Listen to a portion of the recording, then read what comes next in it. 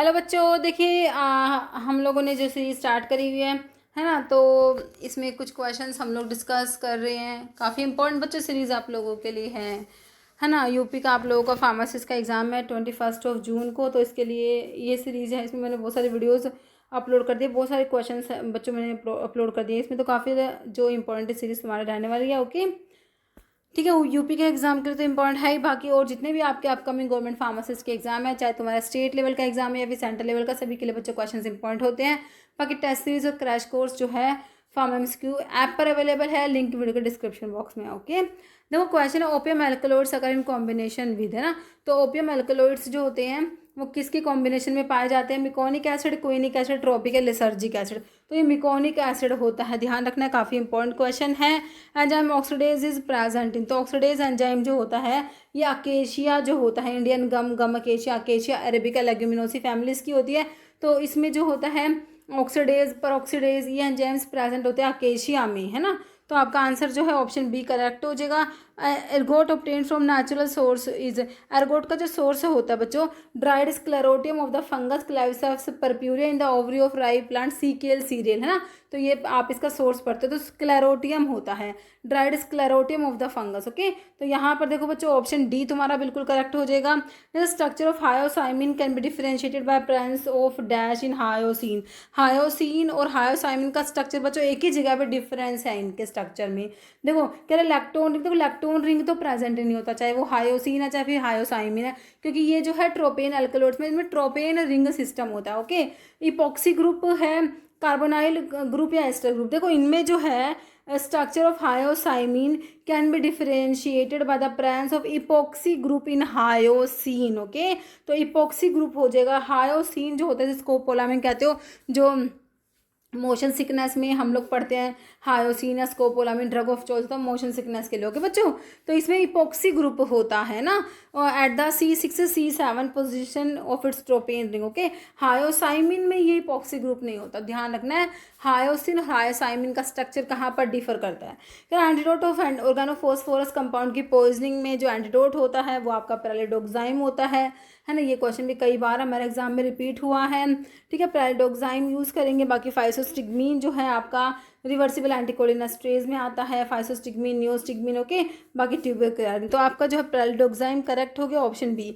मेगाल्ट्रेट क्या है बच्चों? जब आप एंटासिड्स पढ़ते हो ना, जो एसिड को न्यूट्रलाइज कराएंगे, है ना, मतलब जो एसिड बन गया, जो उसको न्यूट्रलाइज कराने के लिए एंटासिड्स यूज होते हैं। तो एंटासिड्स जो होते हैं उसमें सिस्टमिक और नॉन सिस्टमिक पढ़ते हो। सिस्टमिक में सोडियम बाइकार्बोनेट, सोडियम सिट्रेट पढ़ते हो। नॉन सिस्टमिक में आपका मैग्नीशियम हाइड्रोक्साइड, जो है aluminium hydroxide gel, calcium carbonate, magaldrate वहीं आता। तो ये नॉन सिस्टमिक एंटासिड में आता है। ओके, तो ऑप्शन ए तुम्हारा करेक्ट है। Following gas is use for supporting respiration during anaesthesia, के दौरान रेस्पिरेशन को सपोर्ट करने के लिए बच्चों गैस जो है, कुछ बच्चे कहेंगे नाइट्रस ऑक्साइड, क्योंकि आपने जनरल एस्थेटिक्स में पढ़ा है ना। ये एनेस्थेटिक होता है, लेकिन यहाँ पर पूछा सपोर्टिंग रेस्पिरेशन को सपोर्ट करना है, तो सिर्फ नाइट्रोजन ये काम नहीं कर सकते, तो नाइट्रस ऑक्साइड नहीं करेगा ये, है ना। तो इसके लिए हमारा ऑक्सीजन होता है सपोर्टिंग रेस्पिरेशन ड्यूरिंग एनेस्थीसिया। तो ये आपका हो जाएगा ऑक्सीजन, ऑप्शन डी करेक्ट हो जाएगा। यूज ऑफ जिंक सल्फेट का जो यूज होता है बच्चों, ये एस्ट्रिंजेंट होता है। जिंक सल्फेट हमारा क्या होता है? एस्ट्रिंजेंट होता है। कह रहे which BCS class represent poor solubility and higher permeability. जब आपने BCS क्लासिफिकेशन पढ़ा होगा, बायो फार्मास्यूटिकल क्लासिफिकेशन, है ना, तो इसमें 4 क्लास पढ़ते हो, क्लास 1, क्लास 2, क्लास 3 और क्लास 4। क्लास 1 में क्या होता है? सोलिबिलिटी भी हाई होती है बच्चों, हाई सोलिबिलिटी हाई परमेबिलिटी। और क्लास 4 में लो सोलिबिलिटी लो परमेबिलिटी, दोनों लो है, ठीक है। फर्स्ट में दोनों हाई, फोर्थ में दोनों लो, याद हो गई। अब एक याद कर लो, सेकंड में सोलिबिलिटी लो है, सिर्फ और सिर्फ ये याद कर लो। क्लास 2 में सोलिबिलिटी लो है तो परमेबिलिटी हाई होगी। क्लास 3 को अपोजिट कर दो, हाई कर दो सोलिबिलिटी, परमेबिलिटी कर दो लो। बताओ क्या याद करना पड़ा तुम्हें? सिर्फ क्लास 2 का। अब कुछ बच्चे अलग अलग तरीके से इसके जो है ट्रिक बनाते हैं, कुछ नहीं करना तुमने, सिर्फ याद रखो क्लास 2 में सोल्यूबिलिटी लो है, सिर्फ ये याद रखो। यही तुमसे पूछा है, पुअर सोल्यूबिलिटी, तो क्लास 2 की बात हो रही है बच्चों यहाँ पर, है ना। क्लास 1 में दोनों हाई होते, क्लास 4 में दोनों लो होते, और क्लास 3 तुमने क्लास 2 के अपोजिट करनी है, ठीक है। तो ऑप्शन बी करेक्ट है। कह रहे रिफाम्पिसिन जो another important anti TB anti tubercular drug primarily act by. तो रिफाम्पिसिन क्या करते हैं बच्चा, आर से रिफाम्पिसिन, आर से आरएनए की सिंथेसिस को इनहिबिट करा देगी। आरएनए पॉलीमरेज मतलब कौन सा, डीएनए डिपेंडेंट आरएनए पॉलीमरेज को इनहिबिट कराते, किसको, डीएनए डिपेंडेंट आरएनए पॉलीमरेज को इनहिबिट करा के आरएनए की सिंथेसिस को इनहिबिट करा देती है हमारे रिफाम्पिसिन जो कि एंटी ट्यूबरकुलर ड्रग में first line anti TB drug में आती है। अब जब रिफाम्पिसिन किसी पेशेंट्स को देते हैं तो उन्हें ये बताना पड़ता है, सिक्रेशंस का कलर ऑरेंज रेड हो जाता है, यूरिन का, टीयर्स का, सलाइवा का, है ना, तो ऑरेंज रेड कलर हो जाता है। ओके, और ये ना एंजाइम इंड्यूसर भी होती है, रिफाम्पिसिन याद रखना है आपने, एंजाइम इंड्यूसर भी है। बाकी आंसर तो यहाँ पर ऑप्शन ए तुम्हारा करेक्ट हो गया है ना। Next cefixime is di generation cephalosporin. देखो सिफालोस्पोरिन की जनरेशन जब आप लोग पढ़ोगे ना बच्चों, तो फर्स्ट जनरेशन में सारे सिफा वाले आते हैं, सिफालोथिन, सिफाजोलिन, सिफालिक्सिन, सिफा वाले फर्स्ट जनरेशन, एक्सेप्ट सीफाक्लोर। सीफाक्लोर आपका सेकेंड जनरेशन में आता है ना। सिफिक्सिम जो है बच्चों ये तुमने थर्ड जनरेशन में याद रखनी है। बाकी फोर्थ में सिफपिन, सिफपिरोम याद रखते हो, 2 ड्रग याद रखते हो। ओके, तो ये सिफिक्सिम थर्ड जनरेशन याद रखना। Latest edition of Indian pharmacopoeia was launch in which year. IP के एडिशन सारे के सारे इंपॉर्टेंट है, आईपी के सारे एडिशन आपको पता होने चाहिए। तो देखो 55, 66, 85, 96, 7, 10, 14, 18, उसके बाद 22 और जो लेटेस्ट है मेरे बच्चों वो अभी तो आपका 26 है, 2026। अभी इस क्वेश्चन में आपको पूछा हुआ ऑप्शंस के अकॉर्डिंग ही आंसर करोगे, है कि नहीं। तो यहाँ पर तो लेटेस्ट तुम्हारा कौन सा 2022 वाला जो कि 9th एडिशन हमारा है, अभी तक था लेकिन अब 2026 में लेटेस्ट एडिशन तुम्हारा आ गया 10th एडिशन, है ना। तो अभी जो क्वेश्चंस पूछे जाएंगे उसमें आपसे कहेंगे ऑप्शंस के अकॉर्डिंग आंसर करना है। अगर ये ऑप्शन मिलता है तो 2026 आपका 10th एडिशन आ गया, बाकी 9th एडिशन 2022 था। फर्स्ट एडिशन पूछे तुमसे कोई तो आप कहोगे 1955 का है, सेकेंड 1966 का है, थर्ड 1985, फोर्थ 1996, उसके बाद 2007 में, फिफ्थ 10 में, सिक्स्थ 14 में, 7th 2018 में 8th एडिशन, 2022 में 9th, और जो लेटेस्ट है 2026 वाला 10th एडिशन, है ना। तो यहाँ पर हमारा जो है ऑप्शंस के अकॉर्डिंग हमारा ऑप्शन बी करेक्ट हो गया। Anaphylaxis is an example of this type of adverse drug reaction. देखो हमारे जो type B adverse drug reactions होती है, जो अनप्रिडिक्टेबल होती है, बिजारे रिएक्शन, इडियोसिंक्रेटिक रिएक्शंस, है ना, एलर्जिक रिएक्शंस आपके type B adverse drug reactions में आते हैं, जो बहुत ही अनकॉमन होते हैं बच्चों, है ना, और ये जो है अनप्रिडिक्टेबल होते हैं। ओके, तो आपका जो है ऑप्शन बी हो जाएगा। बी में बिजारे रिएक्शंस आते हैं, तो एनाफाइलैक्सिस आपके type B adverse drug reaction में आएगी, ऑप्शन बी करेक्ट है। Type B adverse drug reactions जो होती हैं ये हमारे अनप्रिडिक्टेबल है, नॉन डोज रिलेटेड नहीं होती बच्चों, है ना। Anaphylaxis severe life threatening allergic reactions होती है जो टाइप बी में आती है। इसमें trigger by body's immune system over acting to a specific drug causing rapid release of histamine other chemicals. Okay, जैसे narcotic drug and psychotropic substances are part of which schedule on drug and cosmetic act, है ना। तो narcotic drug psychotropic substances के लिए आपका schedule x आता है बच्चों।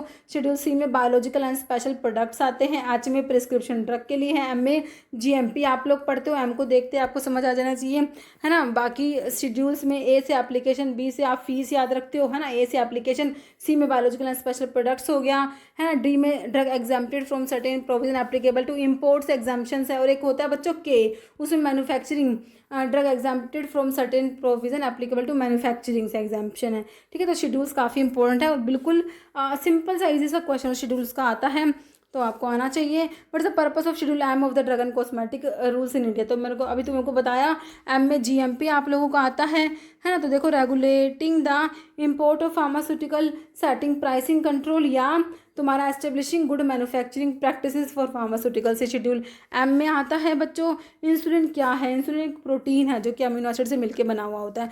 ऑप्शंस में एक्सीपिएंट, वोलेटाइल हार्मोन या ग्लैंड, तो भाई हमारा हार्मोन होता है इंसुलिन ना, क्योंकि ये पेनक्रियाज में आइलेट ऑफ लैंगरहैंस की बीटा सेल्स से इंसुलिन प्रोड्यूस होता है, अल्फा सेल से ग्लूकागोन आप लोग पढ़ते हो, है ना। तो ये हमारा एक हार्मोन है, ऑप्शन सी हो जाएगा। Which plant is source of drug quinine use to treat malaria. Quinine किससे मिलता है भाई, जब तुम एल्कलॉइड्स वाले ड्रग पढ़ते हो, सिनकोना एल्कलॉइड तुमने पढ़ा, सिनकोना एल्कलॉइड जो आता है उसमें हम लोग पढ़ते हैं मतलब कि क्विनोलिन एल्कलॉइड, है ना, क्विनोलिन एल्कलॉइड। क्विनोलिन एल्कलॉइड में आपका सिनकोना आता है, सिनकोना में क्विनीन, क्विनिडीन, सिनकोनिन, सिनकोनिडिन, ये इसके केमिकल कॉन्स्टिट्यूएंट्स होते हैं। तो क्विनीन एंटी मलेरियल है, क्विनिडीन एंटी अरिथमिक होता है। तो एंटी मलेरियल आपका क्विनीन है जो कि सिनकोना में प्रेजेंट होता है, ऑप्शन बी करेक्ट है। फॉलोइंग इज नॉन टेराटोजन, कौन सा है? Folic acid, insulin, vitamin C नहीं, थैलिडोमाइड। थैलिडोमाइड जो है बच्चों फोकोमीलिया, फोकोमीलिया करा देगा। फोकोमीलिया का मतलब seal like limbs, teratogenic effect है।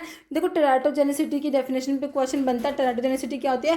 Capacity of a drug to cause defect in the foetus, this is known as teratogenicity, है ना। और जो सब्सटेंस टेराटोजेनिसिटी प्रोड्यूस करते हैं वो टेराटोजेंस होते हैं, है ना। तो यहाँ पर थैलिडोमाइड ऑप्शन डी हो गया।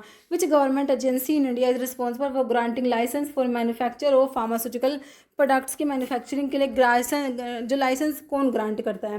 National pharmaceutical pricing authority, NPPA, central drug standard control organisation, CDSCO, Indian patent office या national institute of pharmaceutical education and research, है ना। तो बच्चों सीडीएससीओ हमारा करेक्ट आंसर हो जाएगा, ऑप्शन बी। बाकी फुल फॉर्म भी तुम्हें याद रखनी है ना। सीडीएससीओ प्राइमरी रेगुलेटरी बॉडी है फार्मास्यूटिकल्स के लिए इंडिया में, responsible for approving new drug को अप्रूव करना हो, overseeing clinical trials and controlling quality of imported drug. Okay, कह emulsions are liquid dose form that contain, देखो आपके जो बाइफेजिक लिक्विड डोज फॉर्म्स होती है, बाइफेजिक लिक्विड डोज फॉर्म्स में आपके इमल्शंस और सस्पेंशंस आते हैं ना बच्चों।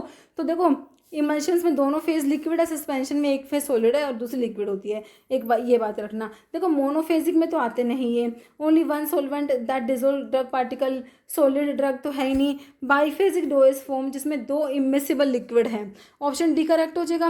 विच test use to ensure parenteral product free है पायरोजन से, तो इसके लिए टेस्ट कौन सा है? LAL test, limulus amoebocyte lysate test होता है, ऑप्शन ए करेक्ट हो जाएगा। What does pH measure in a solution, तो पीएच क्या होता है बच्चों? पीएच का कैसे निकालते हो? पीएच जो है हमारा किसको मेजर करेगा? पीएच देखो ये फॉर्मूला होता है माइनस लोग एच प्लस आयन की कंसंट्रेशन, है ना। तो कंसंट्रेशन ऑफ वाटर मॉलिक्यूल नहीं होगा OH minus, H plus NaOH नहीं होगा, concentration of H plus ion hydrogen ion हो जाएगा। PS stand for potential of hydrogen, measure the concentration of H plus ion in a solution. Okay, primary purpose of magic remedies act, drug and magic remedies act 1954 का है। इसका primary purpose क्या है? Promote use of magic remedies in health care, regulate and control the advertising magic remedies, ये बिल्कुल सही है, option B. Ban sale of all traditional medicine से encourage self medication with magic remedies, ठीक है। तो ऑप्शन बी यहाँ पर करेक्ट हो जाएगा।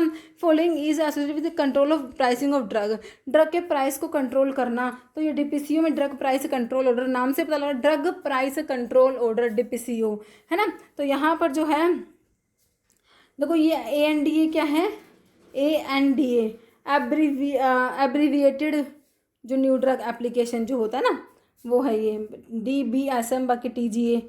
यहाँ पर जो है ऑप्शन ए करेक्ट हो गया। नेक्स्ट है which immunoglobulin improve involve in type 1 allergic reactions में हमारी IgE एंटीबॉडी जो होता है एलर्जिक रिएक्शंस में IgE इन्वॉल्व होती है ना।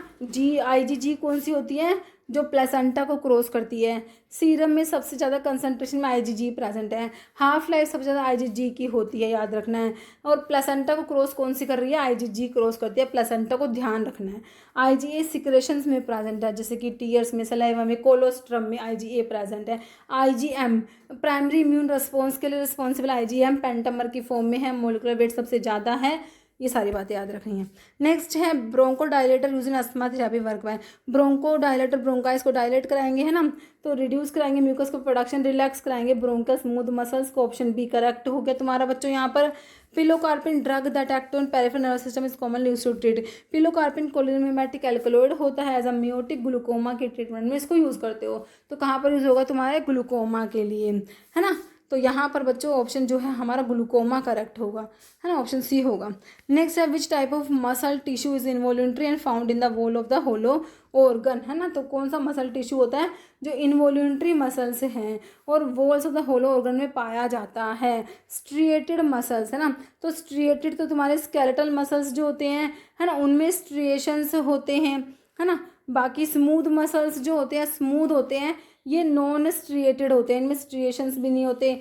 स्केलेटल मसल्स है, एब्डोमिनल मसल्स हैं। तो हमारे स्मूथ मसल्स हैं जो कि इनवॉल्यूंट्री होते हैं बच्चों, नॉन स्ट्रिएटेड होते हैं और कहाँ पाए जाते हैं? In the wall of the hollow organs. तो ऑप्शन बी करेक्ट है। Which gland is often called master gland because it regulate other endocrine gland, तो ये तुम्हारी पिट्यूटरी होती है जो दूसरे एंडोक्राइन ग्लैंड को रेगुलेट करेगी। This is pituitary gland which is also called master endocrine gland ना।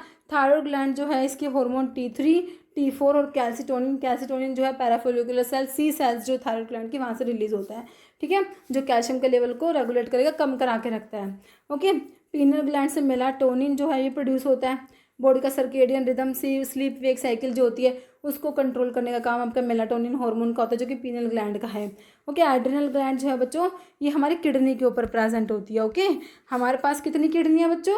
2 किडनी होती है ना, सही से बन जा, ठीक है। तो यहाँ पर देखो ये ऊपर एड्रिनल ग्लैंड, सुप्रा एड्रिनल ग्लैंड कहते हो, 2 किडनी तो 2 ही एड्रिनल ग्लैंड होते हैं तुम्हारे पास, ठीक है, याद रखना तुमने। तो यहाँ पर हमारा क्या बता दिया मैं तुम्हें, एंडोक्राइन, अच्छा मास्टर वाली पिट्यूटरी होती है, ऑप्शन सी करेक्ट है। Human chorionic gonadotropin HCG hormone detected in pregnancy test. देखो प्रेगनेंसी टेस्ट में कौन से हार्मोन को डिटेक्ट करेंगे? HCG को, ह्यूमन कोरियोनिक गोनाडोट्रोपिन को प्रेगनेंसी में डिटेक्ट करते हैं। और ये प्रोड्यूस होता है बच्चों प्लेसेंटा से प्रोड्यूस होता है, ओवरी, यूट्रस, फैलोपियन ट्यूब नहीं होगा, option B placenta. Which organ primarily affected? Hepatitis, hepatitis में बच्चों लीवर अफेक्ट होता है। ओके, ऑप्शन बी करेक्ट हो जाएगा। ड्रग टॉलरेंस रेफर्स, टॉलरेंस का मतलब क्या होता है भाई? हमारी बॉडी ड्रग से टॉलरेंस डेवलप हो गया, आप जितनी तुम डोज दे रहे थे ना उससे काम नहीं चलेगा, डोज को बढ़ाना पड़ेगा, है ना। कि देखो body's ability to eliminate drug more rapidly over time, decrease responsiveness to drug with repeated use से जो है रेस्पॉन्स डिक्रीज हो गया, this is known as tolerance. और अगर हो रैपिड डेवलपमेंट ऑफ टॉलरेंस, एकदम से टॉलरेंस डेवलप हो गई, this is known as tachyphylaxis, है ना। रैपिड डेवलपमेंट ऑफ टॉलरेंस को टैकीफाइलैक्सिस कहते हो। ओके, तो यहाँ पर ऑप्शन बी करेक्ट हो गया, है ना बच्चों, ठीक है। इतने क्वेश्चन है आज की वीडियो में। ओके।